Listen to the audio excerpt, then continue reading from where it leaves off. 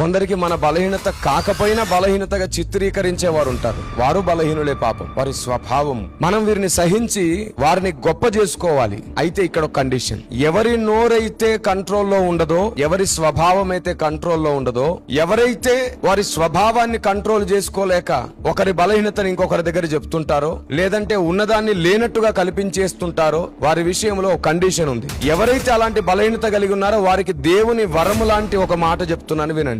మీరు మాట్లాడితే బలహీనులు, మీరు ఆలోచిస్తే బలహీనులు, కానీ ప్రార్థిస్తే బలహీనులు కాదు. వరములు వాడడానికి బలహీనులు కాదు, అనేకులకు సహాయం చేయడానికి బలహీనులు కాదు. మీరు ఎందులో బలహీనులో దాన్ని వాడకండి. మీ నోరు, మీ నాలుక ప్రకృతి చక్రమునకు చిచ్చుబెట్టునా అయితే మీరు మాట్లాడకండి. మీ ఆలోచన మీ స్వభావాన్ని అనుకుని మిమ్మల్ని బలహీనపరచునా అయితే మీరు ఆలోచించకండి. మీరు ఎందులో బలహీనులో అది చేయకండి.